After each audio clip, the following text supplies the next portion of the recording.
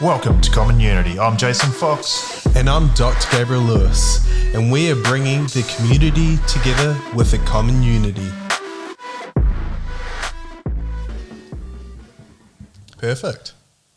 We're live. We're back. Okay. What episode is it? Episode 28, Common Unity. We're ready. Who have we got here, Gabs? Okay, so we've got Dr. Joy. So I've got the saying actually in practice. And every time I say it, I actually think of Dr. Joy. Oh, God. And I say it a lot. So I was like, in practice, I say, look, it's really important to have a really good chiropractor and a really good dentist, because they're two professions that you often overlook.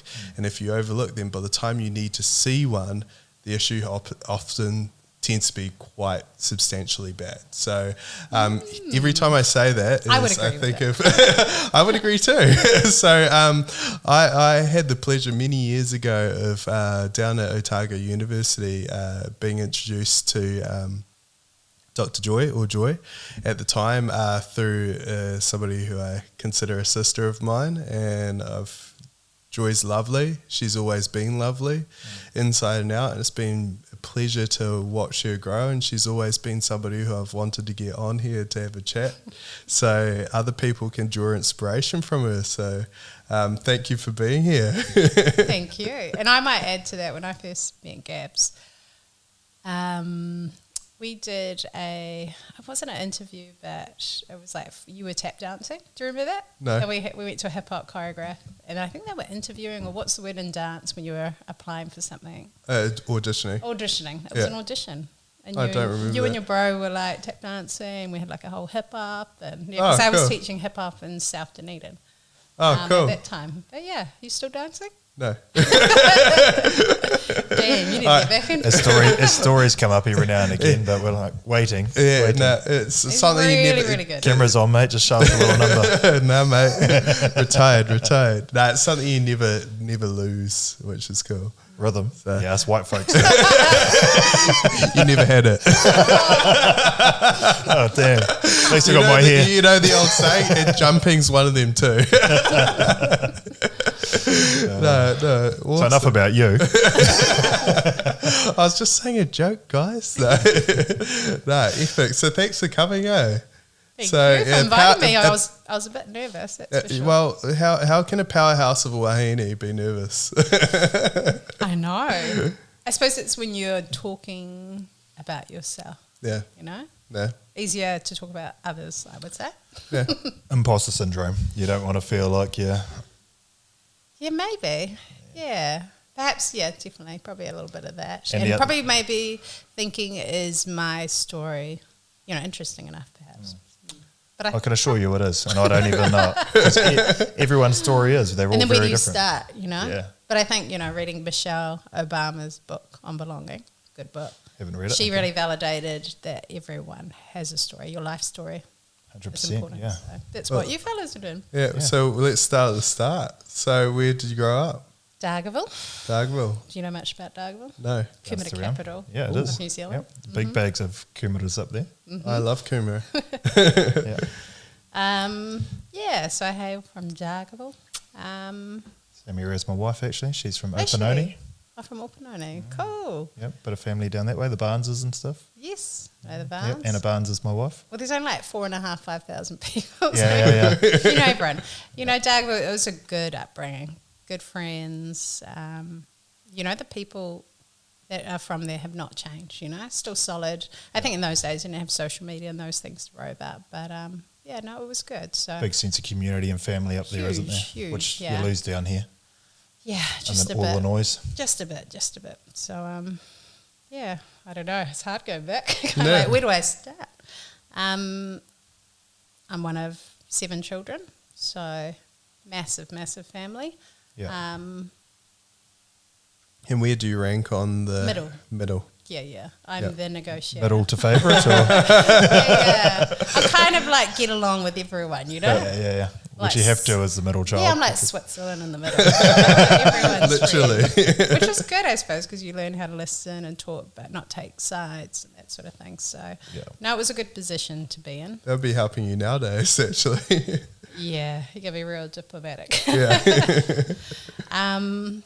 life, I suppose when I look back on my childhood, the way I see things, some things my parents did right, I think, dinners at night, they had a lot of structure. Father was really a hard worker.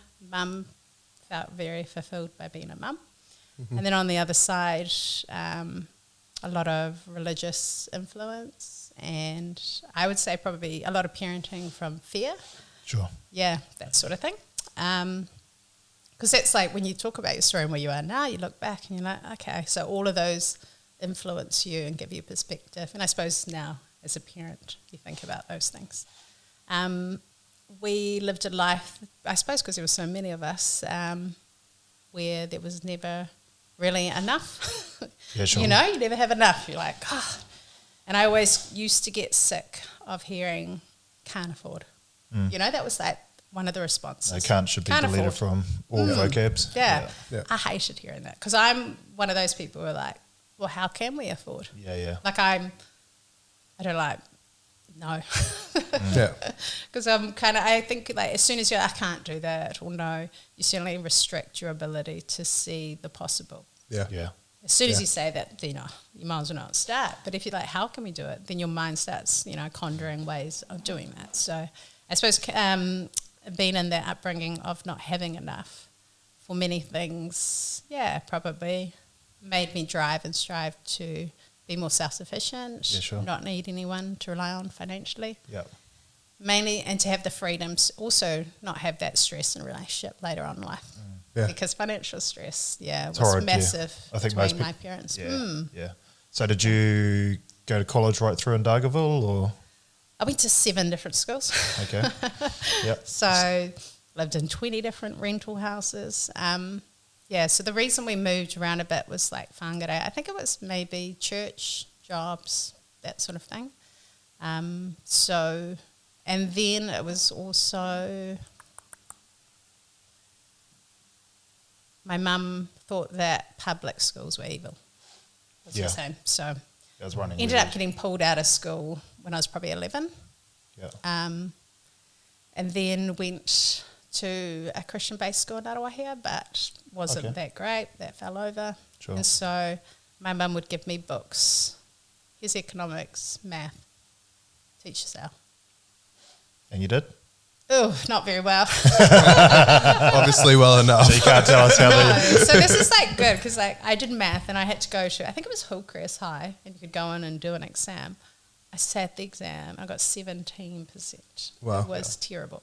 Yeah, it's I think kind I of was like my like, school. school C. Yeah. Form. Yeah. I don't think I passed anything. I had 5 subjects. Didn't pass any one of them. Yeah. So that kind of gave me the impetus to be like, Mum, if you don't send me to school by the time I'm 16, I'm leaving home. Yep. So, so You must she have worked your relented. ass off from fifth form to the end of school 'cause I had, before uni. I had some Christian years. And in saying that, the Christian schools were good because they had the ACE curriculum, which is whereby you set your goals for the week in terms of what you want to study and what you want to achieve, get to a certain page, and then you would achieve it. So I really liked the dopamine hit of achieving that goal every week. So that was really good, and I probably understood from a young age that by hitting those goals, just the little things, it gave you more self-confidence to dream bigger or, create bigger goals. And actually to set goals and all the rest of it. Yeah, so when I look back at that, I'm like, actually, I really liked that. Yeah. Strived in that. I had to jump into 6th form. Yeah. The cool thing is we moved away to Ngaruahia and then we came back to Dargaville. All my friends were still there and they were awesome. And so I just had to go hard and learn 6th and 7th form. And I ended up getting I think I was 1 mark off a bursary. Oh, wow. You probably understand what the bursary is. I'll leave that to you by doctors. 7th I'll form. sit over here and listen. Yeah. By 7th form, which is, it meant a that you big could have shift. university entrance, Yeah. And that was, really, really cool. But there was quite a number of years from 3rd to 5th form where I suppose gaps in my knowledge, like grammar, Yeah. not my strength and things like that, Sure. that I had to figure out. Still However, you'd figuring be out. very- Grammarly's really good. It'd be very relatable though, bro. So relatable. Mahori speaker. The issue is no one's taught it now. Yeah. Like, or no one's taught grammar now, though. Like, I'm terrible at grammar. Like, all the theirs and theirs. Grammarly is like, amazing because it kind of highlights it and then it shows you like, oh, okay. yeah, and even your phones have started doing it now. They're just upgrading, you know, and copy and paste Chat GPT. You can sort a lot of stuff out these Oh my days. God. My husband for Mother's Day wrote me a poem from ChatGPT. Sweep you off your feet. It was all right. It could have been better. I reckon he would have done a better job. Yeah, But it was fun. yeah. So good. Did it seem like it was from him though, or no? It had like the facts. Some of the words were just a bit sappy, you know? Yeah. Yeah. It's quite clever, eh? It's quite smart. I quite enjoy that cleverness about Chat GPT if you can use it to kind It's of... pretty amazing. Yeah. It's pretty cool. It's very, very cool. I like But it. that's the good thing about technology. You can use it for you to help you, guide you, kind of move you on.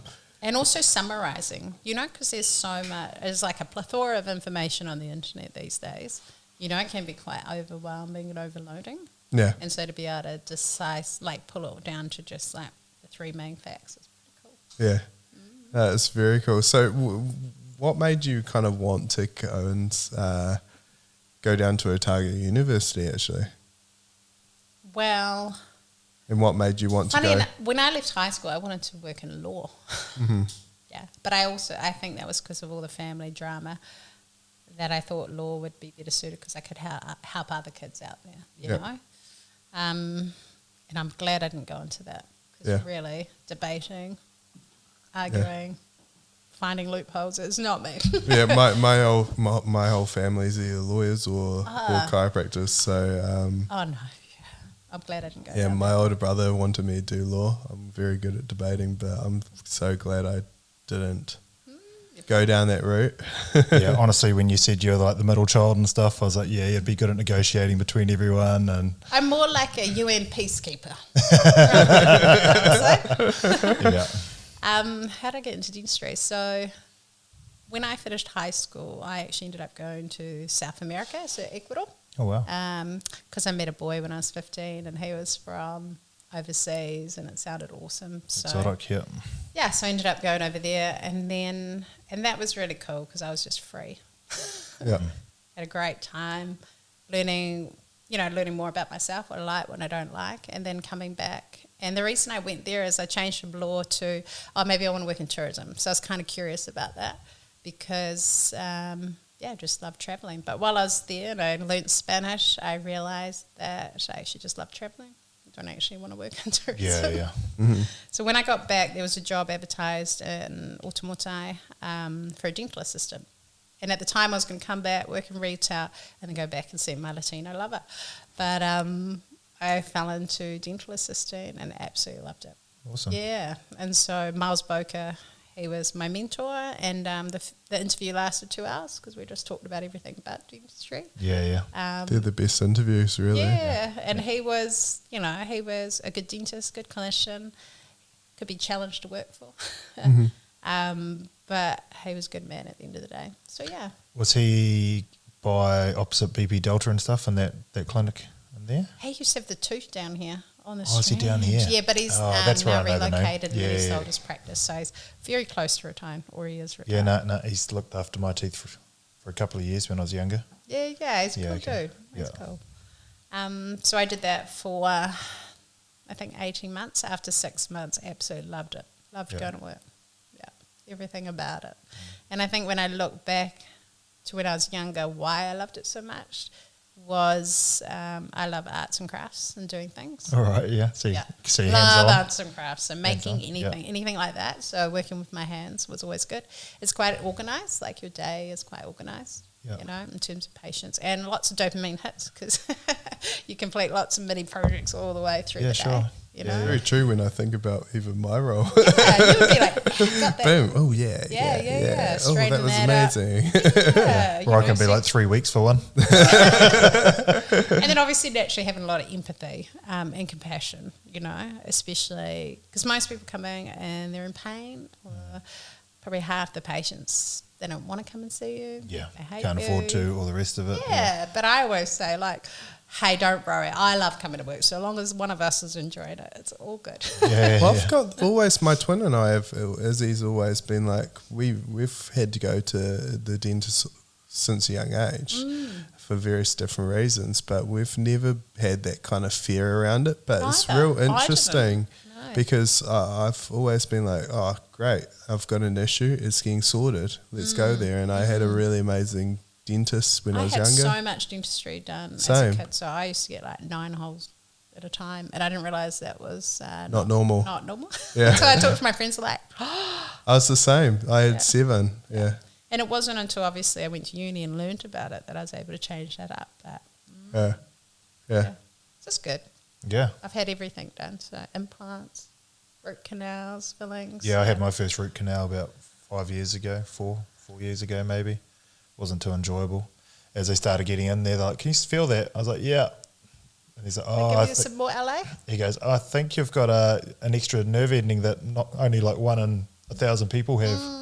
And it just felt like someone was like grabbing my nerve ending like it was a piece of gum and pulling it up and letting it slap back. It was like, it was like shooting up into my brain. It was like the pain. Oh, wow. So that was fun. But outside of that, the next time I went back second Still and got third it? try. Still got that too? Well, yeah, the tooth's still there. Yeah. Success. 5 years on, that's Yeah. pretty successful. Haven't put the crown on it though. You'll probably growl at me, but yeah, I need to get around to that. before I'll give you. I lost one of my premolars when I was in my early 20s. Went to Rarotonga, bit on something and split it through the middle, and it was a root-filled tooth that hadn't been crowned. So Yeah, I've heard it a few times. now I've Like, got an implant. So Yeah, Yeah, Dr Joy did one of my implants. Good job. Is that the gold one? Yeah, she's done a lot of my gold teeth. I can just see them from here. The only thing my wife was like, the last crown that I needed, for one of the many fillings that I had when I was younger, my wife was like, I'm going to put gold on it. She's like, you're not putting gold on that one. On the front. Yeah. She's like, no, they're at the back, molars. Yeah, okay, I can give with that. You can have your stupid jokes and Yeah, it looked like an Italian mobster. Is that not tough? oh, there was going to be right here. I was like, yeah, let's do that one. And it's like, is that at the bottom? And then Abby was like, absolutely not. And then I had a guy, might have been last year, he came in to get some impressions, and he was a singer, rapper, and he was going to get a $40,000 grill made in Wow. Australia by a jeweler. So there's this jeweler over there, and he's renowned for making grills. wow. So actually, I need to follow him up because I was like, can I get a photo of you? Like, Yeah. love your smile, or like, smile your way. Yeah, How with the cool is grill. that with this Yeah, grill? that's actually a good idea. He's like, yeah, because I just want to wear it, but I don't want to attach to my teeth, so I keep them clean, Yeah, Yeah. Cool. Fair enough, fair enough. you should contact him. I should. I'd love to get a So he's a photo. Kiwi rapper. I'm not saying anymore. Patient confidentiality. We're going to know when we see him with the grill. Ticket Latest rap Sunday. video. Wow. No, I'm Make a joking. note. I'll follow that up. Yeah, excellent. Oh, that's so good. So what made you think of Otago University out of other... It's the only place you can do dentistry. Is it? Yeah. It used to be in Ah. Auckland for dental therapy. Yeah. So when I was talking to my colleagues, when I was a dental assistant, we had this Russian hygienist. She said, oh, no, you just need to be a hygienist. You just need to marry a rich dentist or marry a rich man. And that was, so I was like, I don't need that. No, I make my own money. Yeah. And if you know me, I'm like, I don't want to be limited by my clinical skills. Like, whereas, your scopes, if you were doing the other scopes, you'd be limited. So I was like, I would rather shoot for the top. And then I also knew very early on that I wanted to own my own business. So Yep. dentist, business owner. Pretty hard to do it from the other side, eh? Yeah. Yeah. So got there, took 13 years, but Yeah. I got there. So 13 years working for Miles, or you? No, I only worked for 18 months, Yeah. and then I went to uni, and I did health science same year. Yep. Hey, Yep. yeah. So we did the same year health sciences, and I did not get in. So 3 weeks before our final exams, I got my UMAT score, which is almost like an aptitude score, and one of the sections I missed out on. So I didn't even get offered an interview. You know what the funny thing is? I terrible. scored hate terribly on UMAT. Oh, but does it not go for Huh? your course? Not for chiropractic. Oh, sorry. Yeah, no, the UMAT's the It's like an the aptitude thing you could do as part of house sci. If Yeah, you want to yeah, apply no. for certain like med and stuff like yeah, that. no, I did it. I did it twice. I did it in high school. Oh, you're First. smart. I didn't even know that you could do Yeah, it. so I did it in high school, and it was like it's more about how your thought processes are and what's the right situation. But the problem is how I'd look at the question is it's got multiple right ways of answering this, and depending on how you think is often the actual right way of answering the question is not actually the right situation for my argument point of view. It's what they wanted you to answer it like, but it's not actually right for the client. So it's funny that you and I scored really poorly on it, but our people skills are really exceptionally good, like with regards to reading I think there people was and 3 kind of going different ones. through. There was like shapes, what do you call it, spatial relationships. That was good. Understanding people, that was good. It was the first one, decision making. Yeah.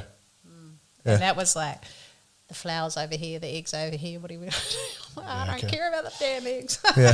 No, But anyways, I'm getting a chef. Yeah. So like I didn't get that, and that was a stink day, you know. And I have like a, you know, I'll feel sorry for myself for one day, then that's it.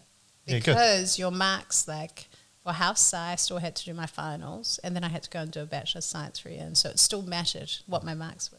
Yep. But the thing about house sci, when I went to apply, I went down. I'd never been to the South Island, and when I flew down there and I went to go for orientation, you have to go sit with the professors, and they mark you off. And they're like, "Oh, so you never done physics, never done chemistry, you never done." I think I had 5th form math and 6th form biology, because I went and did history and art history and stuff. Yeah, And yeah. I was like, no, and they're like, "You're gonna be right." Fine. But actually it was really hard. Yeah. It was really hard. But the cool thing was the Māori Centre down there gave free tutorials, Sure. which saved me. But yeah. But I think going through all those things, I wasn't afraid to ask dumb questions. And I don't care, you know, if I don't know something. Like, I think when I got into dentistry, one of the professors was like, "How do you not know the area of a circle?" Like, I'm like, I don't know. Oh, no, it's about Tell that me big. now. Yeah. Tell me now and show me, you know. and then I won't forget it. Yeah. So that was a steep learning curve. But that's like, when I look back now, I'm like, fuck, you tried. You allowed to swear. Absolutely. You try and go into house sci, never done physics and chemistry. That's nuts. Yeah. So where did that confidence come from, you think? I think it's always crazy. I think I was just like, I want that, and I'll just do what I need to do. Yeah. But now I look, I'm like, oh, that's crazy. Yeah. That was crazy. But you know, all But the people that do great things in life, everybody looks at them I like, think because I don't, I nuts. wasn't allowed, you know, I didn't let myself be like, no, I was just like, I'll figure it out. Yeah. And I just did tutorials like nuts, and then like I'd get the questions, and I'd have to go up to the professor or whatever, and I'd have to go, you got to show me every single step. Like, you know, because people just would do the answer. I'm like, I don't know, you need to show me like Yeah, how'd you the get 2 to there? pages of how you got to that, so that I can figure that out. Yeah, Yeah. it's clever. That's awesome. We've had a handful of girls on this podcast, and all of them haven't been afraid pretty well to ask questions. The reason they're Yeah. successful is they just keep asking questions, Just whether dumb it be questions, investing in because property. lots of and people different- actually don't know. They just don't want to look stupid. Yeah, and I think guys especially, because there's a Yeah. masculine wall up and different things, and if you just ask someone, Yeah. you'll Yeah. get there a lot And quicker. A lot quicker. And yeah. people want to help. Yeah. They really do, which is the main part. They want to help you. They want to do everything. As long as you're being respectful and polite, Yeah. they'll go your way to help you. as much You're as they asking, you're absorbing, and you're taking it in. Yes. You're not just asking the same damn question 10 times, like, ugh, give up on you. Yeah. You Yeah, know, yeah, yeah. Kind of, you're putting in the work as well. can. Yeah. And and they'll see that. Yeah. But yeah, two very different kind of question makers. Yeah. Yeah. So after uni, well, no, actually, so you did the health science, Mm-hmm. and then you did a science degree. Then I did a Bachelor of Science in microbiology. Yeah. Wine, cheese making. Cheesemaker. But also because, you could cross-credit a lot of those subjects. Yeah. And I also thought, if I don't get this, then maybe I could use this degree into something else, like Sure. winemaking or something. But my goal was, I always have a plan, so I was going to do a Bachelor of Science in Microbiology and apply every year for dentistry and then do an honours. And then if I didn't get in, I'd go apply to dental therapy. Sure. Yeah. So So I always kind of gave myself a limit because yeah, you don't want to be there till you're 40. I don't want to be a professional student. I had a life to live. Yeah. But fortunately, I did 1 year Bachelor of Science in Microbiology, did UMAT again, and I got in. And I tell you what, like looking back, it was the best year because now it's like some of my best friends, Yeah, you cool. know, for the last 15 years. You think Yeah. if you'd gone a year either or, would be different. So were you total 5 years at uni? 6 years. 6 years? Yeah. And the cool thing is the year that I was in, one of my best friends is Gareth Bennett, who's an orthodontist at the Mount. Mhm. But what's amazing about that relationship is that I am now business partners with his brother. Yeah. You know, Wow. so it's so interconnected, and it's a lot about, I think, who you know as well. Oh, Yeah. of course, yeah. Obviously, being prepared, but Yeah. Hmm. Yeah, and Gareth's really lovely too. yeah, he's Nice a cool dude. dude. Cool Yeah. dude. Yeah. It's very cool. Like it's like I was like, came out here and I was like walking along. And I was like, Gareth. I didn't even know he was here at one stage for when I first It's came. when you moved first here. came, yeah, I saw you at a home show, I think. Yeah, I was working for another chiropractor, and I don't do them now, but they often make you, when you're working for someone, hey, I've booked Go this, there. go along there, and yeah, I happened to be there. I was like, oh, what up? Oh, what up? So good. Yeah. So good. That is awesome. Yeah, because Tauranga is that place that if you can earn somewhere close to an Auckland wage, you'll live here over it, you know. A lot of people, $10 Tauranga, they wouldn't. But if you're a professional, you can earn some money here. It's the Oh, place you yeah. want to live. You like definitely the can. beach, all the rest of Yeah. it. Oh, yeah. So- This place is the place to live. Yeah, it's not bad. Yeah, I love it here. Remember those years when we had sun? You mean- Actually, that you would have been mean about the 3 time you years moved, ago? just as you moved to the mountain, was it? It stopped. Yeah. maybe a bit. Oh, that's cool. So university, and then you came back to... Actually, something else that happened in my final year was ended up with teenage sister to look after. So about the age of 25, my last year of uni. Yeah. My sisters, I've got two younger sisters who are about 10 and 14 years younger, and they were living with my brother.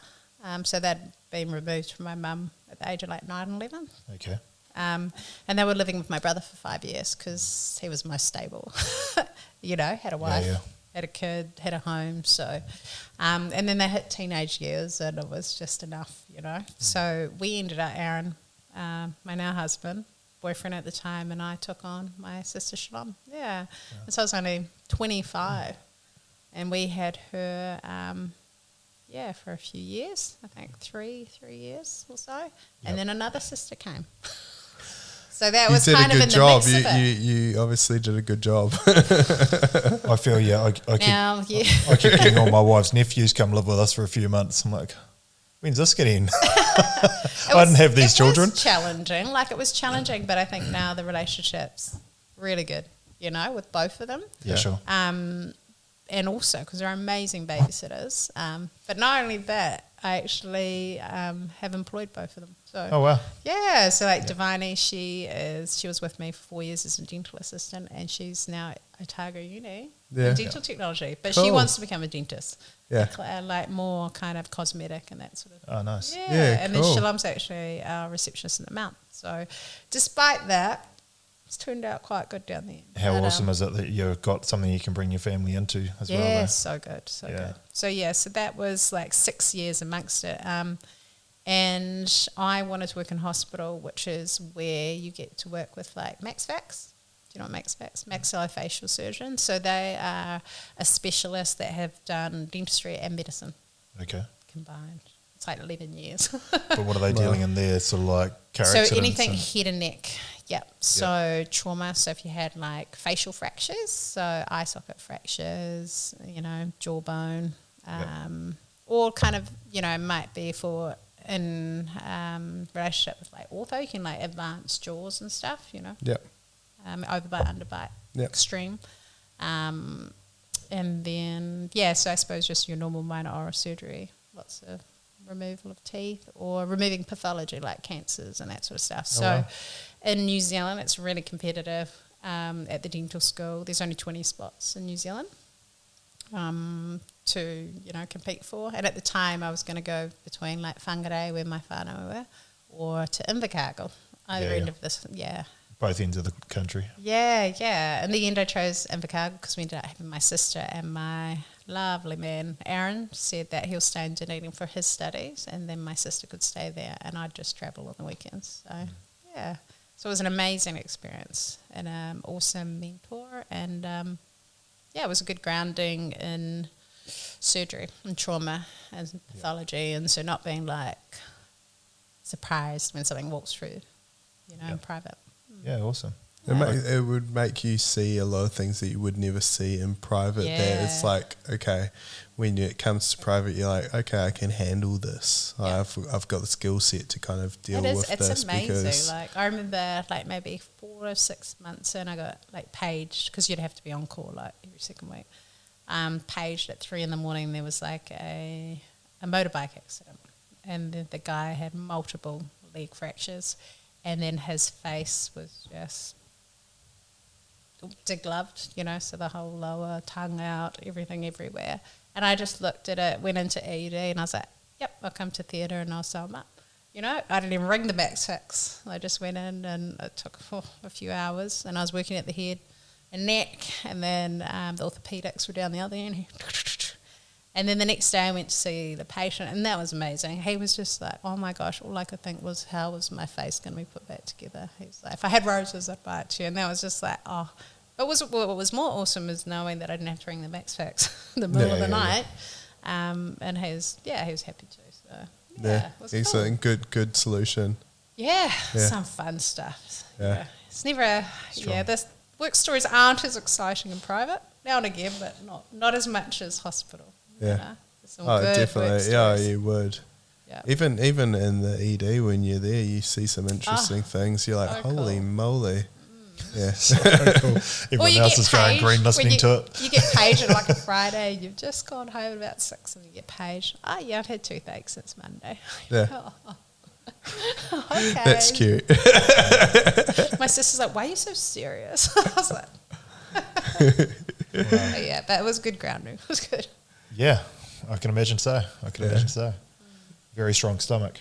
I do, and that's where I got into forensics as well down there. So, so that was I have a strong stomach for that too. So you would have spent time with the cadavers down at Otago Anatomy. Yeah. That was awesome. I was always hungry because it's just before lunch. I would take my ham out of my sandwich. Right? It's amazing that I don't know if it's formaldehyde or what, but lose my appetite. It's pretty amazing. We've got this. Well, the Otago University's got this facility where cadavers are donated, where students can learn, and that's where I did most of my learning. It was phenomenal, and It's amazing. Are you donating your body to science? Yeah, me too. Can put it in your will. Yeah, what? Your will. Oh yeah. Yeah, I don't know. I'm a donor. Yeah. I don't know what they're doing with it. I want to specifically donate it down to Otago Uni. If I can, but the only catch is I actually are just going through my will right now, and I've just completely updated ours since we've had kids. Oh, what an achievement! They might not want our bodies, mate, being purebloods. Oh, mate, they're like, oh no, those ones are boring. I reckon they will look at mine. If I was like dissecting me, I was like, fuck, this guy's got a cool life. See all my tattoos and shit. Oh, you just got Grey's oh my Anatomy. god, she's that anatomy, mate. He kept his wife happy. Nah, I'm joking. Oh, here comes the ego. I'm joking. I'm just playing with everybody. He doesn't do this in front of the guys. I'm sorry. Right. No, I do. Jesus. It's just one of those things. I've always joked about it, but the only thing I need to find out is after my body's been used, my wife just wants to know, do I get his ashes back? So you probably would get. I'm sure they would. They're all in body bags because you get the same body every week. You unzip. You'd hope so, anyway. Normally do. Yeah. No, but I learned so much in anatomy at that time. That's when I was like getting the best in that like 6-month period, because I'd be working there and then I'd be going and spending all my time in the anatomy museum, and I just thrived. Yeah, we mainly had the head and neck. We had everything rest. Down. We were like, save that for the doctors. Yeah, save it. Yeah, so we were. It was awesome. It was a good experience. Uni was cool. Yeah. You guys are sickos. Someone's got to enjoy it. Not complaining when we sort you guys out. That's right. Yeah, in those time of need. Yeah, it's so true. Someone just sitting above you shaking like, oh. Yeah. Oh my gosh. Yeah. Crazy. So you're obviously there for a while. There's probably quite a few more stories. You want to keep going with that? What, uni? I don't know, crazy or shit. In the cargo or... Sewing people's faces back on, or wherever you want to go with this? There was one story that I remember. This guy got his frontal cranium smashed in by the back of an axe because he was found in bed with someone else. I was going to say cheating. Yeah. Wow. That was crazy. So, like, the nurses were just giving a jib the whole time, you know. But that was amazing because it was like a bicoronal cut, so from one ear to the other, and then you peel the flap all the way forward, you know. And I'm mainly the one who's retracting, so this is ours, you know. But that was like amazing. And then just seeing kind of the fracture, removing it, and then at that time plating. I imagine these days they do like 3D titanium, you know, and screws. And it'd be pretty impressive if they could do the scans. Staple, ding, ding, ding, ding, all the way around. And I got to remove the staples, so that was awesome. Yeah, but I just loved the story. I was like, oh.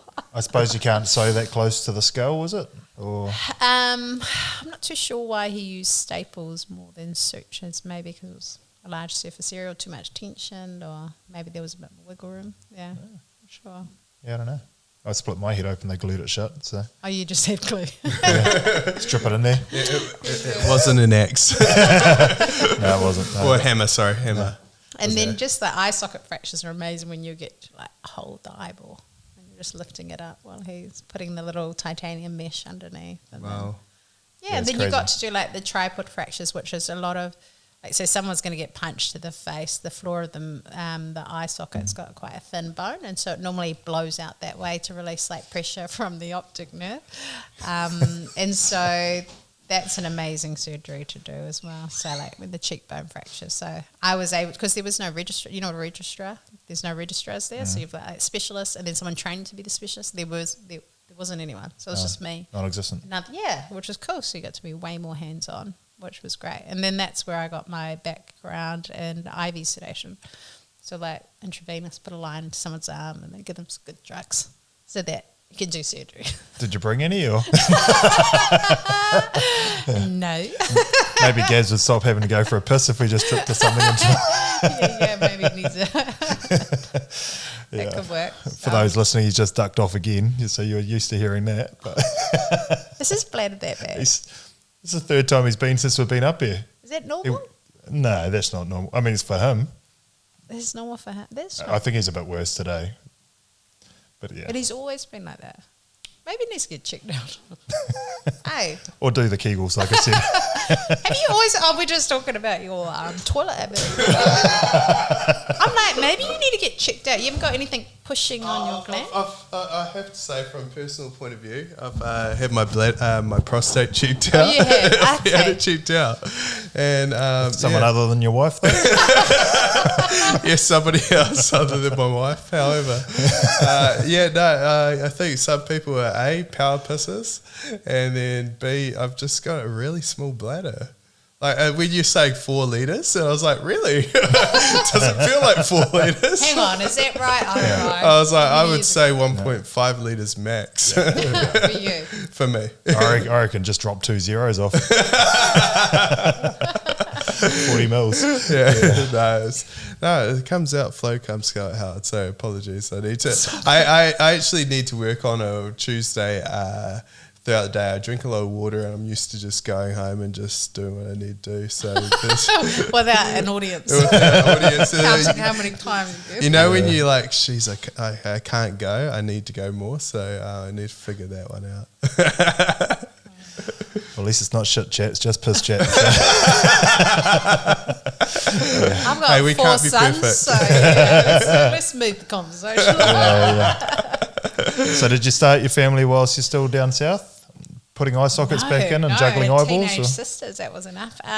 So what time? What? No, I don't know. I was quite traditional, actually. I didn't want to have kids till I was married. Yeah, nice. So my husband waited 11 years. Yeah. And I said, I'm about to turn 30. Something better happen. It ain't going to be good if I don't get married by then. So, I was quite traditional in that sense.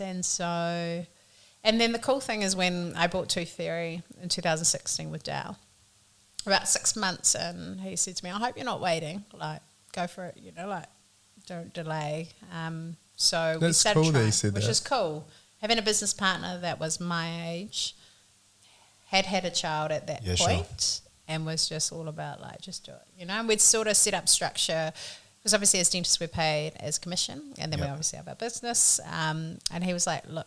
So if I'm not working as a contractor, then I don't get that commission. And then if we, split out some profits, that's when I'd get it. He's like, your profits would still be 50-50, So you just wouldn't get commission and I'd take a little bit extra whilst you're away. And I'm like, sweet. Same as law firms and all the rest. So we just kind of worked that out. So that was cool.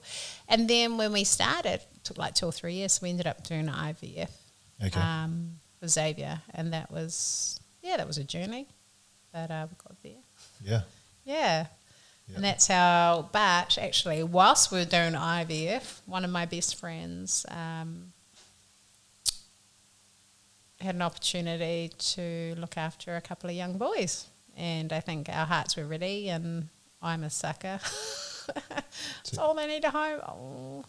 Aaron's like, don't look at me like that. So I didn't. I was You gave him the look. I've already I was decided. quiet all weekend, and then he was like, they're pretty cool boys. Shall we think about it? And they were age 6 at the time. Okay, both of them. Yeah. Wow. Yeah. Well, Are they they're kind brothers? of Irish brothers. Yes, Yeah. Irish twins. So they're born 10 months apart. Yeah. Okay. So we ended up taking them on. Yeah. So Got a big heart then, eh? a big heart. Yeah. Big heart. Love is expensive. And then obviously 6 months after our older 2 moved in, got Bang. IVF pregnant. Yeah, sure. Whoa. Yeah. And it was cool because it was around COVID time. Oh, yeah. I timed it really, really well. So when we went to lockdown, I was like, I hadn't bought anything, thinking I'd have 3 weeks to organise baby stuff. Yeah. No, didn't have anything. But during that time when baby was born, I think we came out into level 3. Yeah, and it was good timing, The boys went back to school, I could get a takeaway coffee, and I had my newborn. Yeah, So, beautiful. It was cool. And then had a surprise pregnancy with Leon. Yeah. Naturally 18 after that, months eh? later, and then snip for Aaron, for sure. You snipped? Yeah. Yeah. There's a maximum, eh? Snippy, snippy. That's, I think, how did my parents do? 7. I had the provider 2 or 3. And I was like 2 or 3. What do you mean? You had Me, I was like, I'll have 2 or Children. 3 kids. Yeah, So I got 3, and I was like, cool, done. My wife was 3 or 4. So you meet in the middle. Well, I 3 decided and done. I was like 3. I'm sorry, I'm not having 4. See, we're car guys, so if you don't sit into a 5-seater car, We got the Skoda. I'm trying to move down indoors and seats, so you guys moving out? Aaron's like, we're not going to van. Yeah. Life is over. I'm not going to van. Yeah, my If it's got sliding doors on it, there's something wrong. Back in our day, vans are cool. It's funny how, in saying that though, we've bought a vehicle that we can take a friend if we need to. Yeah, no, they're so See? practical Yeah. with the younger kids. Yeah, Yeah, but not like daily. not for daily. Like sometimes you need to get groceries. Yeah, That's what we use. yeah. So yeah, life is full.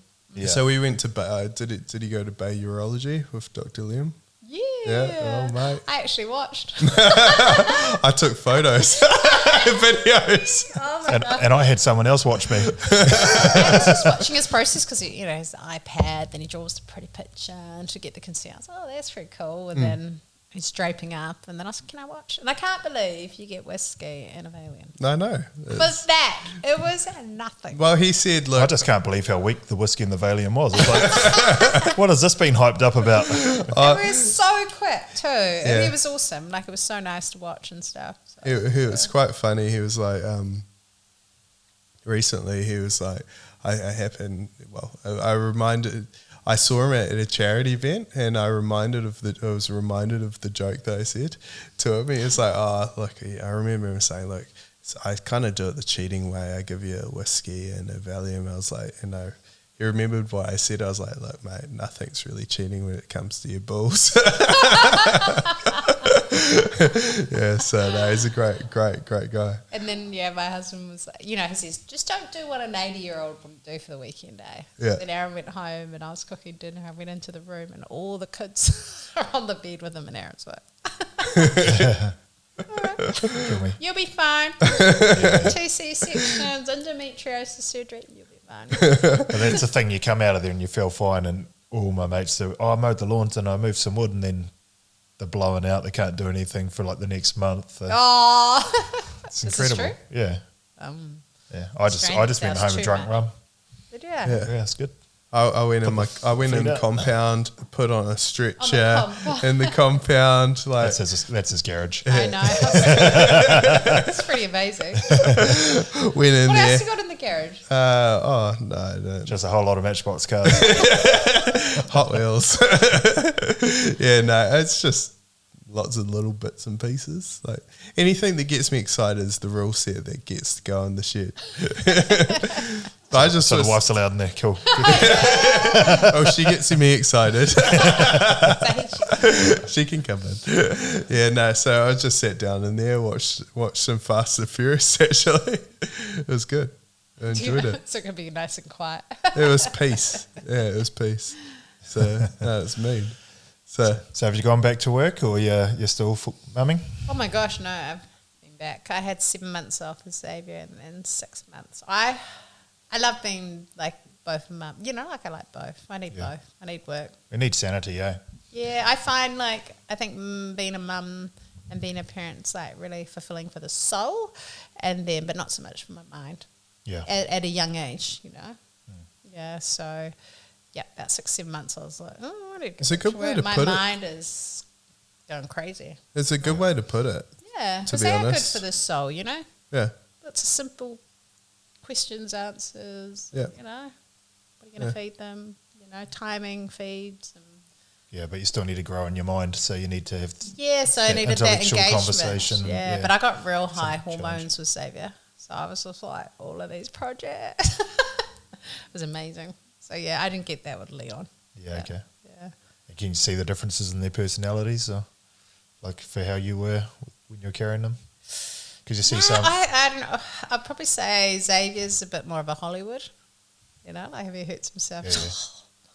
Yeah. Soccer player. Gotcha. Yeah. Whereas Leon's just like open and close the drawer and doesn't get his fingers so stuck. And, he's just a little bit less Hollywood, shall I say. Yeah. But other than that, they're gorgeous. And it's good having actually Mark and Luke who are a bit older. They're just like more more assets than liabilities, because they're so helpful. So there's a blessing in that. So. Yeah. So how is 4 boys isn't enough. It's a lot of testosterone. so for you. noisy. It's almost Ford pick here. So how was it kind of adapting to like fostering and being a mum on that side? I think having like foster children, they come with their own challenges, For one, they didn't really have any attachment to anyone, So they had an auntie and uncle that looked after them, and an auntie, and they were removed from their parents from the age of 2 and 3. So they still see their mum, which is cool. But she, so I suppose with that, I don't know, learning. Doing parenting courses. I think it's just trying to understand and support them. I don't know. Yeah. I don't know. They'll I be didn't think about any constantly changing. parenting. You don't know. You're figuring it out. You kind of do what maybe your parents did a bit, and then you grab stuff from friends and they have advice, and then you read some books and then listen to some podcasts. And One thing I kind of have always enjoyed hearing and thinking about is like, as parents, like you're just learning how to parent. And then you've got to also think about your parents. Your parents were learning how to parent too. So when you think about it on that aspect, you're like, oh, whoa, okay. That makes them go, okay, they're not meant to know all the answers themselves. They're learning how to do it, and some have the tool set, some don't. And it depends on how, like, triggered you are, too, about some things, you know? Yeah. And when I'm hungover, Yeah, no. I've got empathy fatigue. I think that's I was most like, of us. this isn't good. Okay, can't do that. Can't do that. But you got to imagine those children would have come into your home with trauma, and they're far too young to unpack that. Like, No. most 40-year-olds It's gonna haven't take a unpacked their lifetime. trauma, right? Yeah, So it's going to be quite some time before. Yeah. I mean, things like, we'd be driving home. Oh, we're going to head home. They're like, which home? Hamilton home, that home. I'm like, oh, true. Yeah, Tauranga home. Yeah. But now they're a lot more settled. Like, they know where home is. They know, like the routine. And the cool thing, I think, about having Xavier is they have an amazing bond. It brought out their natural nurturing kind of side. Like, they naturally will kiss and Look hug. after. Whereas with us, we had to like, good night, good morning. And we've recently said to them, okay, we're going to say good night. And we've always hugged and kissed them.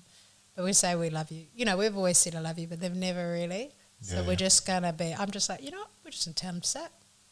I mean, if anyone else in this world, we're the ones who love them. We've got them, Well, you've got to think about it like that. So then I just want to ingrain it. So by the time they're in their 20s or they're older, they'll just naturally say, I love you.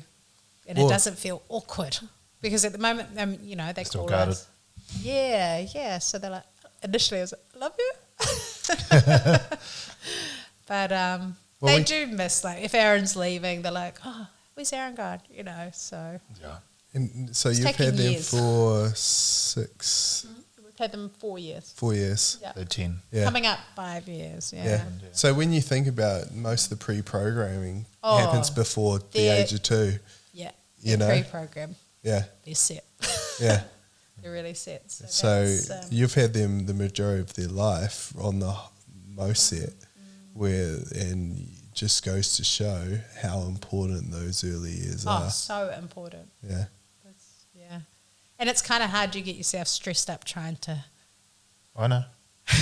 Do you get yourself so worked up and stressed, like, and then, or do you just, what will be, will be? Yeah. Yeah, because I think when I took Anna's children on, they were yes. 9 and 13. Oh, yes. How'd that go? Well, I've raised them longer than any of their parents, but I'm still neither dad or anything, So it's like I've been there. I've been the one that's taking you to school, picked you up, taking you to all your sports events, in a lot of ways paid for everything because you lived in a household, all that sort of stuff, but you're still never dad. I'm Joy and Aaron. Yeah. And I think that was more about me, wanting, I suppose, that recognition and acknowledgement of that. But then I think from their point of view, they have mum and dad. So I have said, look, if you want, you can call us mum and pa if you want to, because you already have a mum and dad, but otherwise, good on you, huh? Expensive heart.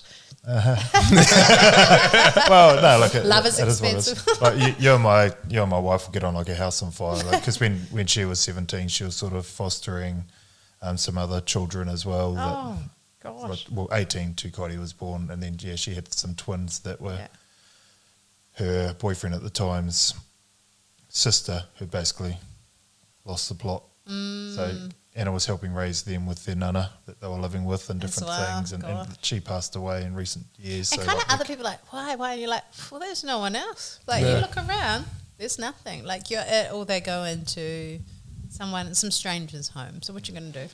You're never going to say no, But I've done a lot of that, and now I'm kind of in, okay, now that I've got my own 4 boys, I've now had to put a bit more boundaries. Like, you know what? My boys and where my time will be put, because you're limited on time, you got to figure out what's important. And I think my family are old enough now to just do their thing. It's important that you're there for yourself before you can be there for anyone else. And I'm pretty good at that, my husband would say. To be there for yourself, you need your business, so therefore you need your clients. So there's only so many hours in the day. So the fact that you're raising 4 children and running obviously, is it 1 business, 2, 3, 4? We have 6 clinics. So there you go, 6 clinics. We haven't even got to about that part. 40 staff and a business partner and 2 managers. A lot of managers. personalities, eh? And I work 4 clinical days. Yeah. So you've got Bethlehem, Got the Bethlehem, Mount, 2 in Te Puke, 3 in Te Puke. 3 in Te Puke. Wow. And 1 in Papamoa. Wow. That was like... I haven't been to the 3rd one in Te Puke, nor have I been into the one in Papamoa. Well, the plans are we're actually in the stages of we've got resource consent for our mount clinics. We're going to build that on Kupe. So that's been kind of fun, learning all that. Yeah. And then we've got a site for our Te Puke clinics, so we're going to merge all 3 into one big Sure. site. So Yeah, we're cut just trying to over put here, yeah. resource consent together for that. Wow. And that's interesting learning about that. So many consultants and engineers need.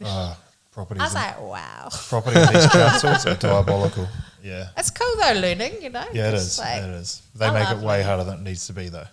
Sorry. They make it a lot harder than what it needs to be. In the Probably, city. there's lots of rules and regulations and Yeah. this. Oh, you need this. An acoustics engineer, you need this. You need the pathway, you need the. Yeah. Yeah. Oh, wow. Fit the city plan. Yeah. But I mean, that came about because it's funny, we were trying to get a commercial property in the Mount quite hard, right? Yep. And then in our lunch break, I was like, you do the auction, so I'd jump on. And then like our starting bid would be, like our top bid would be like the starting bid. And then you'd just be like swimming with all these big fish. And you'd go to these like, you know, openings and we're just all these older gentlemen and then you two coming in and looking around and yeah. But anyways, we didn't get any of that. So we ended up looking on Google Maps, just cold called. Oh, well. Yeah. And this guy wanted to sell. And Yeah. it sold to us a corner site. It was brilliant. Perfect. Perfect. And then COVID hit. I'm like, oh. Like, oh well. Dun, dun. You know, you know that sometimes it's the timing and you know, you just have to do it even if it doesn't seem like it's the right time. We would have rather have brought it then than after COVID when everything had gone up 40%. Yes, yeah. So it was good in Yeah, the yeah. scheme of things. And we needed a site and we got it. And, you know, then we can own it ourselves. So when you brought your first clinic, was it just the one and then you started? We had or was- 2. So Dale was already working. He was a clinician at Tooth Fairy. And I was actually going to buy into my clinic down here. Was it called Tooth Fairy? Yeah, it was called The Tooth Fairy Dental The Tooth Centre, Fairy. so just shorten it. It was Yep. good. It was a good name, had a good reputation. And then Dale, we met a few times and kind of just to see whether we aligned and kind of like our vision for how would you want a clinic to run. Yep. And yeah, it's been an amazing partnership. So like if you were to get a business, do you have a business partner, Jason? 1, 2. Oh, too many. Nah. Well, different businesses. Yeah. Who? Yeah, it's good. Podcast host partners. I This like is a hobby. it. It's good though. I reckon. I like it. I think it's so much better like going along with people. Like it's so much better. Like I've got a business partner as well, and everybody was like, "Oh, buy the practice yourself, Gabs," and I was like, "Nah, it doesn't." Just means like Nah, if you want to have maternity leave, someone's there holding the fort. You know? somebody else cares Dale's going just to as Europe much for as 4 you. months, or when you have like hard decisions to make, you can like nut it out together. you Bounce know? it off each other. And his strengths were quite different. You know, he loves numbers, black and white. You know, strategy. He really pushes it, and I'm more the people side. You know, and managing and how do we actually deliver this and bring our people along. You know, I'm from public school, private school. You know, Māori, female, male, so it kind of all just comes together. And but I also think he's been in a very long relationship, and so have I. So you learn how to communicate, and compromise, and Absolutely. you know, and also having respect for each other as clinicians. You know, I could never be in business with someone who wasn't a good clinician if I, you know. Yeah, if So you don't I respect think- their work, yeah. Yeah, and that that's very was true. like one of the things when I was going to buy up my old practice that I learnt was to trust my instinct, because at the time it was not a great space to be in terms of the partners didn't all get along. Yeah. And some people were giving advice like, it doesn't matter, you don't have to get along with your business partner. And I was like, I you're disagree. too idealistic. And I'm like, I don't think I'm being idealistic. I don't want to be a dysfunctional relationship. Yeah. You know, it's just as important as your partnership. We you spend know? more time with them. Yeah, and then I read that book. I think it was called, it was Blink, How to Make Decisions Fast. Have you ever read it? Okay, No. Real good. I love readings. So Blink is all about the important decisions in life and how do you make those decisions. So pretty much I summarize anything of the big decisions in life in a second, what is it? And that's your answer. Yeah, your So intuition knows. so I was humming and hawing for ages there. because I didn't want to be in that relationship. And then I read that book, and then Dale approached me, and I was like, what do you want? I was like, oh God, I want it. And jump him. Yeah, so cool.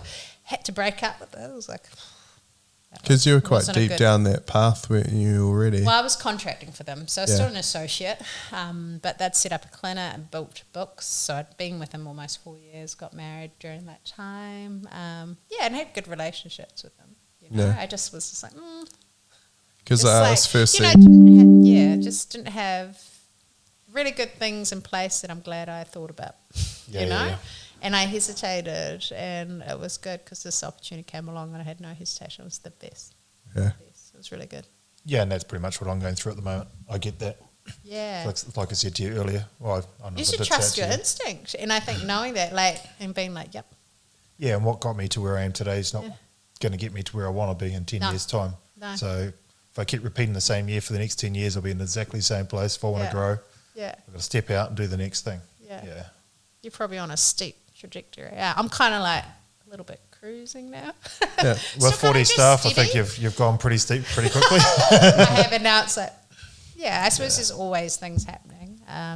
But I don't feel as like when I was younger, I had big lofty goals, you know, I don't so much. And I used to talk to the elderly, like, what are your goals now? You know, because I was so big into that. Oh, just to hang out with the grandchildren. I couldn't understand it. And now I think, okay, I think it's just that next phase of life, and that's okay, you know? Yeah, so we're in very different parts of our life because you've got the younger children. Yes. So now you're like, I want to spend time with our children where our children are starting to leave home So because we you had our can kids go off younger. again. So maybe you went like that, and then you're Yeah, because for a lot of it, I was almost like stay-home mum because we've always had all three of the children pretty well full-time. yes. So I've always had my boy because my ex went to Australia and backwards and forwards, but I was always that stability.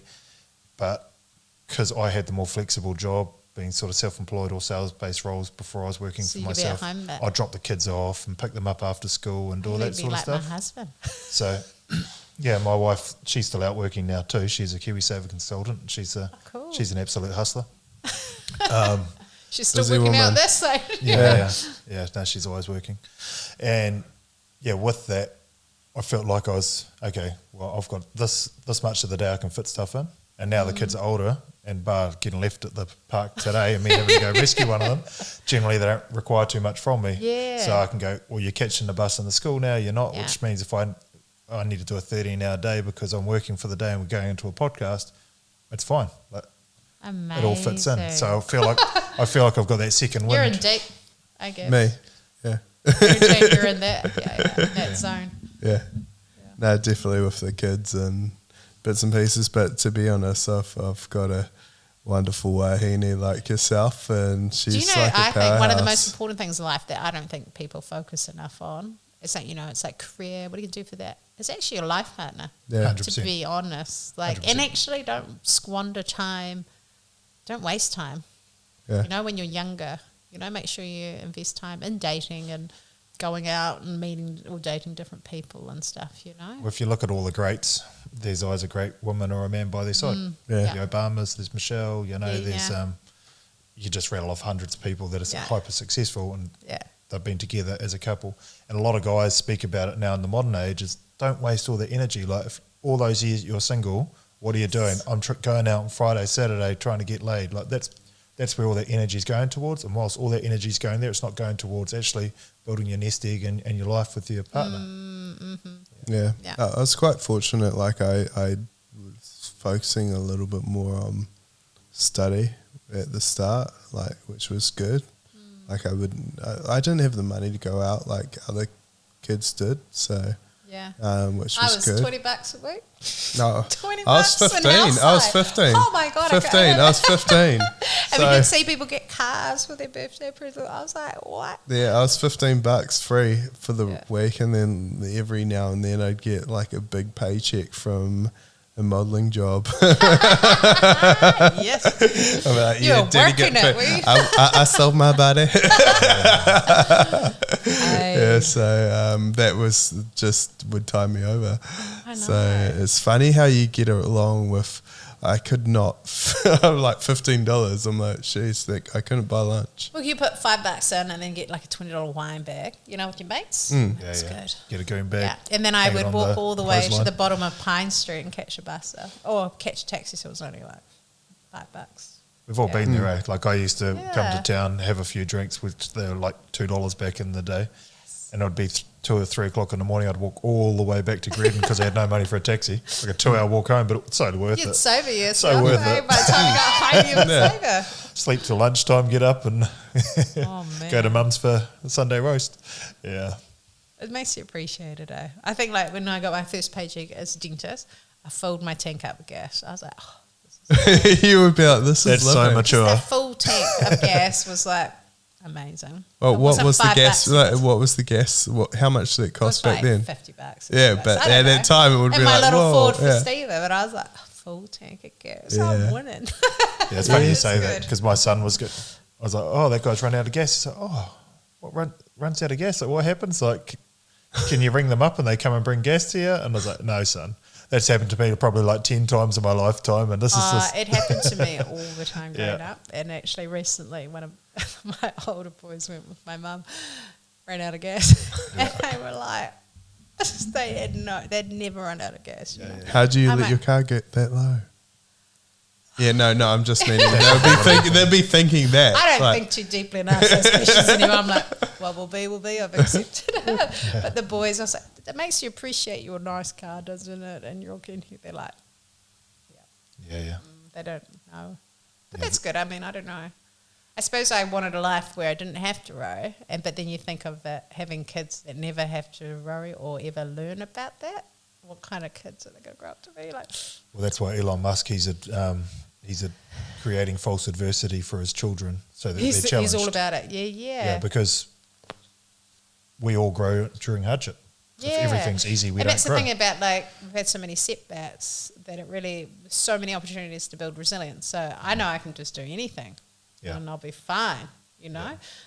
But with the younger generation of today, their precious. resilience needs a lot of testing, you know, and Yeah, they don't yeah. have a lot of that.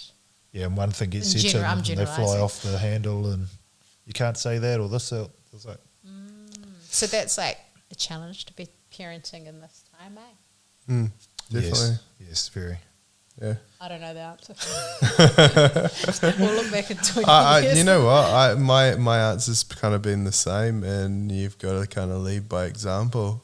Like, you've got to kind of do what you naturally would normally do and do the things that you want your kids to do and get them to kind of get the emphasis off what you do. So naturally, when we're outside working and doing the Reno project's been perfect because they realise, like, we've grafted and done all the stuff and people come and help us out, but they're there helping us out in the weekends, and they're naturally, like, they think it's fun and they're learning so many little life skills. Like, they're naturally wanting to do things, which is from my point of view, I couldn't be more proud because they're naturally wanting to. But then as your kids are getting older, it becomes a little bit more challenging, which I'm experiencing now too, because my daughter's now 7 going 8 and her friends are very privileged, and it's a different kettle of fish again. We started doing,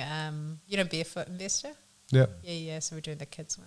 That's quite cool. So like little son's got Xavier's the book. 3, and so he get $3 a week. You know, thinking of jobs that you got 3 jobs. So his feeding the cat and bringing in the mail and helping Dad put away the groceries, and that's cool. Like just starting to learn the value. You know, because I didn't know anything about money growing up. You know, so I they did a money management course here, which was really, really good. Yep. So learned through that. Joined a property association in Invercargill. Didn't own any property. I just sat and listened and read. And so, like, I remember going to uni dentistry. One of my mates was like, "Oh yeah, I get dividends off my trusts of my family." I'm like, "What trust? What are you talking about? Trust?" You know, I was like, "What Nobody the trusts hell? me." You get our money? You get dividends? You get it paid? as free? Because your dad works and goes through there and you get it." Yeah. I'm like, wow, this is like another life. Yeah. Well, that's one thing is been massively learning for the last few years is financial literacy, really. Yes. Yeah. You know, it's one thing that I wish I learned when I was younger. The money, like yourself, was so scarce that I was so comfortable with living with nothing, which is very comfortable because but the problem is pretty resourceful now that way. Resourceful, but it's also comfortable. Like, it doesn't matter how much money comes in, it can comfortably all go back out because you're comfortable having nothing. Yeah. Too. So it's a very interesting point of view that you need to kind of retrain that kind of that thought pattern into not spending everything you bring in. Yeah, I think what happens is when you've had nothing, because we've all sort of come from, some form of hardship, is when you've had absolutely nothing, then all of a sudden this money starts coming in fairly frequently, and a fair bit of it, you feel like it's going to be there forever. So your lifestyle just alters really quickly to it. The cars get nicer, the clothing, the restaurants, the shouting your friends, whatever it might be. And then you see a little bit of a downturn, or you get a tax bill you didn't think about, and you're like, oh, hang on a minute. So, yeah. Profitable pathways. So. If you're in transport and you're seeing these issues. No.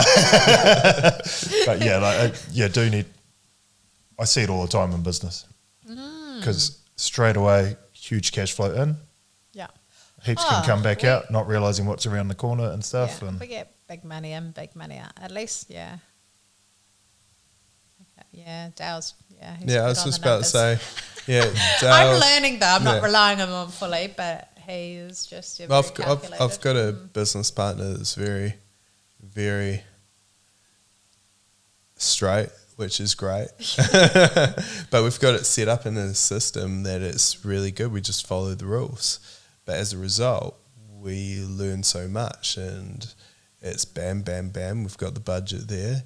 And then we've had to re-go through the budget with the last couple of years with prices changing so much. And it's so interesting to just reevaluate where everything goes from a business point of view. So, yeah, do you guys kind of do that quite regularly? Yeah. Not formally. Yeah, but I you're think in on the top past of it. we've sat down with our accountants and that sort of thing. We've never really had a coach. We've gone to kind of courses that are specific to dental.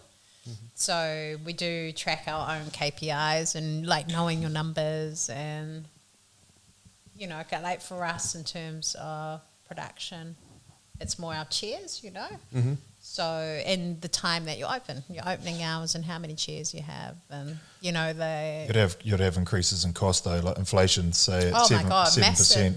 Massive increase across all suppliers, and then wages. Oh my gosh, multiple times gone up. So you need to be adjusting on the fly with all that stuff. Yeah, all the time. Because I've heard of businesses come and go to their accountant. They come to their accountant next year and go, "Oh my God, look at this! We've earned another 7% this year. Like our business is growing." But yeah, cool. That's basically inflation. Yeah. So what's your bottom line look like? Oh, we haven't actually really adjusted anything in the bottom, and where you fit in that curve of inflation might be 10% or 12% rather than some stuff that might be down. I suppose like for like dental, they always have like industry norms on how much you kind of like as percentage you should be spending on suppliers or so like there's an labs, association. consumables, wages, that sort of thing. So So there's an association that shares that data with you. Them and overseas. Yeah, it's pretty standard, I suppose, across. Yeah. Yeah. But you want to be a healthy, profitable business. Otherwise, you ain't in business. Yeah.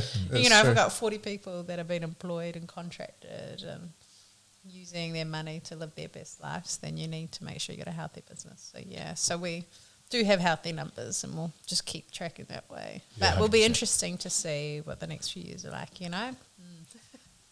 Well, it's one of those things. People always need dentistry. Yeah. They always need health. And it's one of those things where if you don't focus on it, it will force you to focus on it whether you like it or not. So you've got to be more proactive. Expensive. It is expensive. Like going to the dentist is definitely expensive. Yeah. That's where you kind of need to... That's why the government won't cover it. Yeah. Because it'll make them bankrupt. Yeah. But that's where they need to start getting certain, like being proactive about their healthcare providers if they're getting Southern Cross or any kind of preventative kind of reactive. A lot more people are coming through and using like the Southern Cross and the NIB, their health insurances. Yeah, I've never even looked at health insurance to see what Some people are using health now as well. It's kind of like a pay kind of, you know, as you go kind of thing, but specifically for health. So we bought that in. Yeah, it's hard. Yeah. Like I've noticed a big difference in regards to people being able to afford preventative care. Obviously, it's got the ones that have no issue there, but I know because I'm on the forefront and what I do is more like, yeah, people use me because when they absolutely have to, but a lot of people who use me are more trying to prevent and optimize their health, and they've been like, hey, instead of coming in like this much, I might need to push it out a little bit more just with how everything's changes. You know, interest rates, everyone who's got a mortgage will be squeezed. Yeah. They got to relook at their budget. Yeah. Yeah, and that affects, affect everything. Yeah. Yeah, and to those people, it's always how can we save $1? But I'd say how can you earn another one? Yeah, I've I like that Well, one. I've shifted. Yeah, why go, oh, well, my life's here.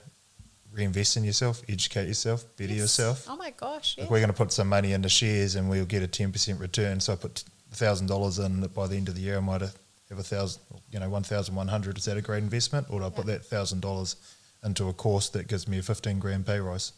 Yeah. And I level up in my job, or I go for a better job because I've made myself a better person. Like look outside of saving costs, but reinvest in yourself. Well, any investment in yourself is not lost. Like it's actually never a lost investment. Yeah. It's actually probably the best investment you can actually do.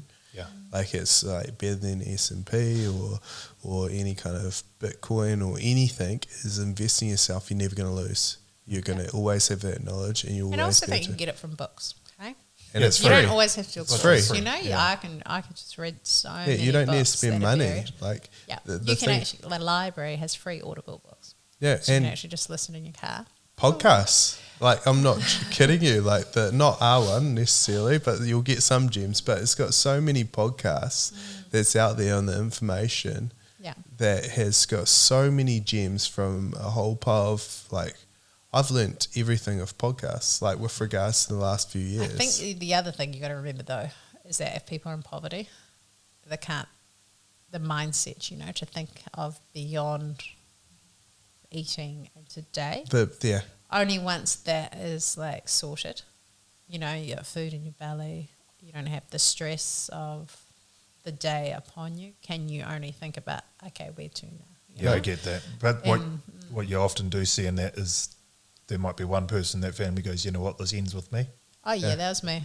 Yeah. And one of it was, I'll tell you a story, I was like, I shouldn't cry, I'm getting older now, getting used to it. One of the biggest things, we had this dress up at the Christian school in Dargaville, and I think it was like maybe Chinese, and so you had to dress up as Chinese, and we were going to experience Chinese food, and it was going to cost $2 or $1, and you had to bring your money in, and I would have been 6 years old. I would have been saying, it's okay. I kept asking Mum and Dad, have you got the $2? Have you got the $2? Have you got the $2?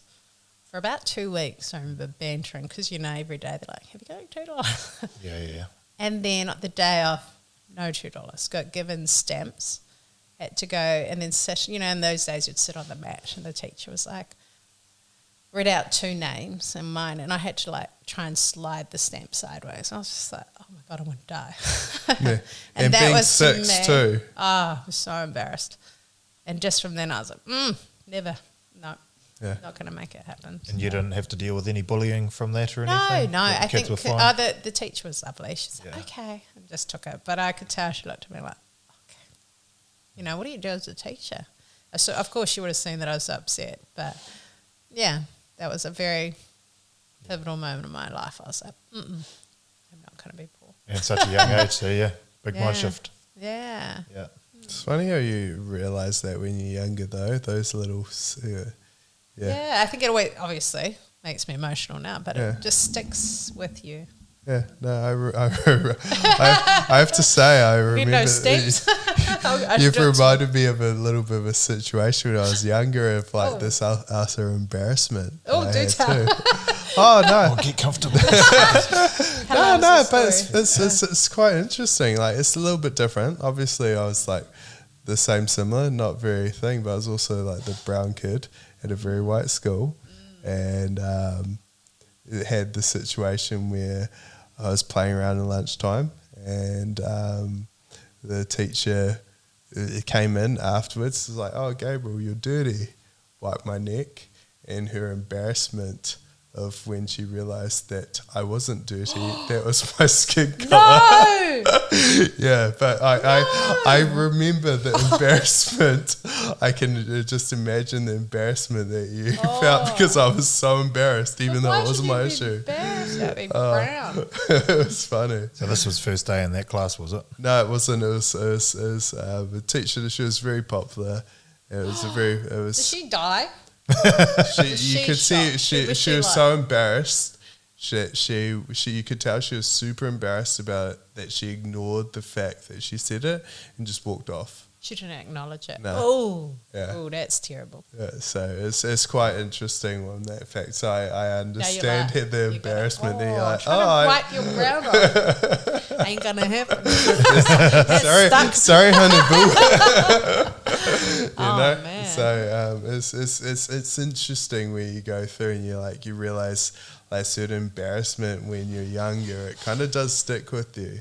And that's probably it's the driving should factor. Be financially secure. Yeah. You know? Yeah. So did you have any moments like that when you were a kid? No one tried to wipe the brown off. I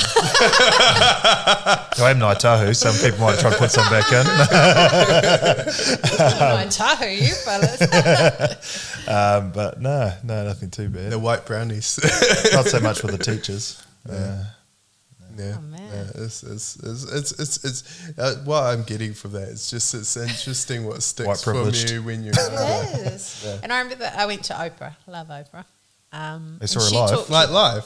Yeah. Oh, epic. She was in New Zealand a few years ago. Man, I was just amazed. She could talk for 3 hours, and that's it. It was just her talking, and she was captivating. I bet. But one of the things she was saying is like when you look at your life story and you talk about, say your life was a quilt, and you look at the weaves in your life and all those little things, those are the kind of things that make you into the person you are in your perspective. 100%. When you reflect that. And the beauty of what Oprah's doing is what we're doing here on a very, very, very small scale is just having conversations with so many people. Like you learn to conversate, you hear these stories, your story grows through the people you meet all the way through.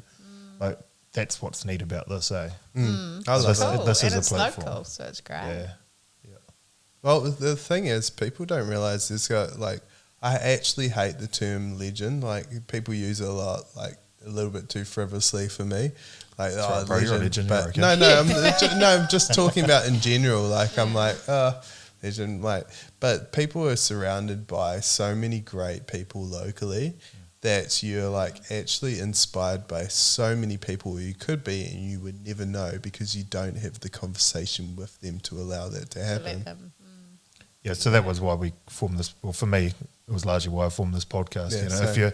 if you're a Sparky and you've been working with someone for 5 years, you want to take that step, or maybe Yeah, how hearing do you that do person it? on the podcast and go, "Oh, I just did this and did that," and like, "Oh, they actually grew up tougher than me, and they didn't own a house at that point or I something." think the main Maybe thing I is can when take a you're step. looking for a business. Like I did a small business course in business management, only because I felt like I needed to do that. So I did a 1 year night course here. Yeah. I think it was free too. You know, so that was just trying to give me some of the confidence, and then obviously the opportunity. But the other thing I've learned is you don't actually have to wait for something to come up for sale. Yeah, of course. If you like look around, say you're a chiropractor, and you're like, look at the Bay of Plenty, and obviously cash flow's better if it's an existing business and a good business, or maybe there's rooms where you can change it, make it better like a house, you know, add value to it. And so you would just look at all the chiropractors and say, okay, this is what I like, and then just cold call them. Literally, you don't have to wait for it to come up on sale like a house. Well, and that I- is often the best way to do it, because then you can actually, that's how we got one of our businesses. We didn't have any middleman. Fantastic. We could just have sit. It was one of the best transactions. Sit, had a conversation.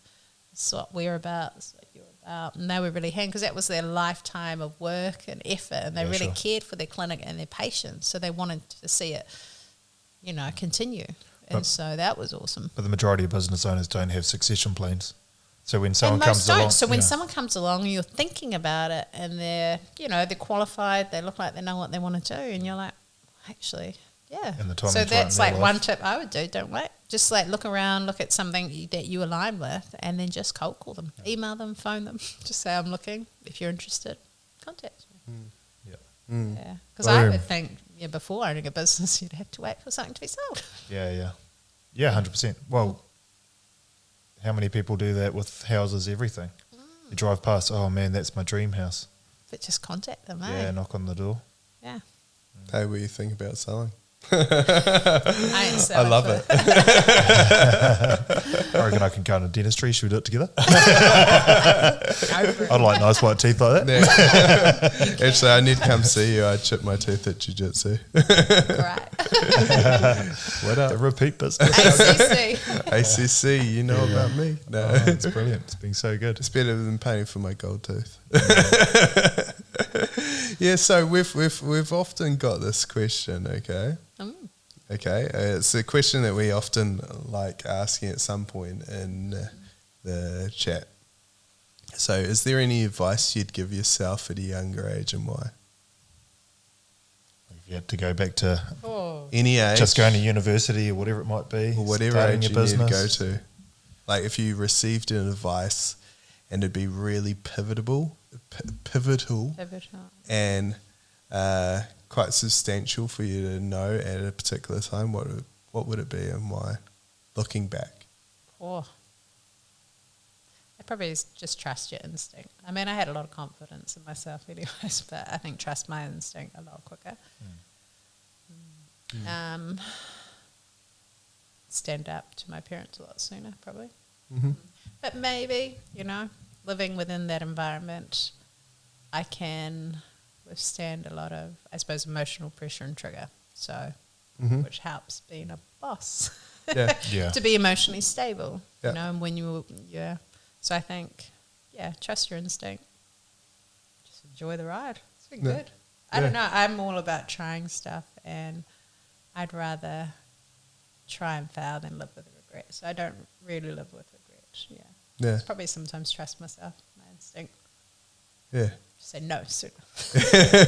Excellent. Well, it kind of shows in your life from me personally knowing your background and why, a big reason why I was so keen to get you on from the get-go. I had a list of people. Pressuring you for a while? No, I haven't actually. I didn't even realise you're doing a podcast. Where do you find the time? Just like open another clinic, you're working after hours, you've got your 3 I'm not kids, working. I just set it up. So Abby's working there. You know what they say, if you want something done in a hurry, ask someone who's busy? Yes, I do.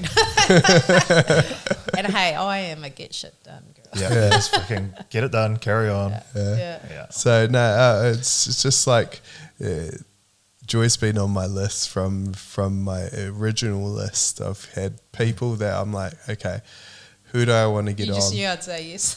No, and you know what? I did know you'd say yes, but I was like, I've been waiting to just be like, okay, let's get you on.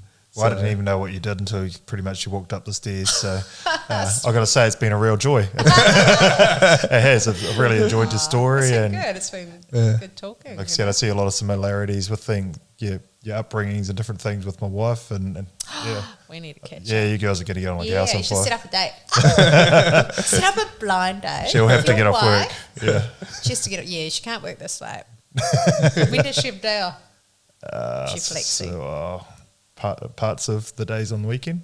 I mean, she's self-employed. She's Fridays are self-employed. good, but so you should set us up on a blind date coffee on a Friday, and then hey, you to a meeting. We'll do it. It'll be cool. She's not. She doesn't listen to every podcast because she's busy, so she won't hear this. So. It'll be perfect. Yeah, I'd love to meet her. Hilarious. Sounds cool. So is there anything you kind of want to cover or talk about that we haven't touched upon, maybe, or nah, all good? I'm not sure. Save that for the second podcast in 12 months' time, well, and it's about just 5 about more to say. clinics. And This ain't going to be the first one, I can tell. No?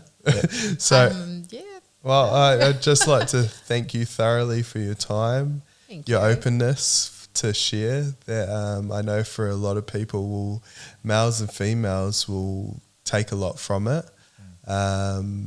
You've been always a powerhouse of a wahine, and I only say that term because you are. So it's beautiful to see and watch you grow from previously, but also being a mother, but in business world, and just doing it with such nice femininity is what I'd have to say. So so thank you very much. So thanks for coming on here and being open to the experience. Thank you. Thanks to everyone listening to my story. Do you want to tell them where to find you? We'll put it down below, but is there any, any Instagrams or business web pages or they want to look at? Only that you want to share? Email me. My maiden name, Joy Tahere, JoyTahere @hotmail.com. If you're listening and you're a dentist and you're in practice, I'd love for you to set up a charity clinic. We've got one ourselves at Tooth Fairy, but I'd love more people to do it.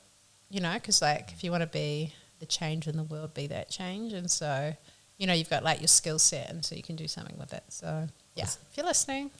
That's what I'm trying to do in chiropractic. Do it. It's awesome. I've been doing it anyway out of my own back pocket, but I'm trying to set up something a little bit more substantial. We collaborated with the couple of homeless shelters, so we just did something sustainable and small. So we just do them 4 times a year. We have clinics. I've been doing since 2019, I think now, over almost 100 grand worth of free dentistry. Yeah, I do a lot per year. Yeah, cool. But I'm trying to do something that I can set it up so it's more regular, and and not just you. You need something sustainable, and it's not just not me. A one-off. Yeah, I want it sustainable where I can make sure that I'm running my practice and it's still sustainable without it turning into a point. Now I realise that, Yeah, well, I think we're going to need to do something, especially, with the budget and then the hospital and then not enough staff and nursing. Well, let's just be honest. If we're brutally honest, everyone waits for the government to do things, but the government's not going to do anything.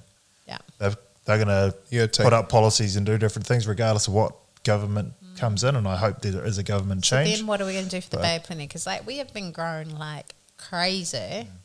Adolescents on hormones, and the capacity, I don't think, at our hospital and our dental care, our children are waiting. The wait list for theatre is 18 months. Yeah, it's ludicrous. 18 months. Yeah. It used to be 6 months, I think, when I was a house officer. It's still too long. 10, 12 years ago. 18 months. And I do IV sedation, but I can't sedate children. At the moment. I have to think about, do I want to do it for me and, do it for the love, or am I just doing it for a need? But that concerns me a lot. So yeah. So if you got the ability, do it. Do it. Yeah. Don't wait. I agree. Yeah. Beautiful. Thank you very much. Thank you. It's been a pleasure. It and has a joy. been good. Haven't heard that one.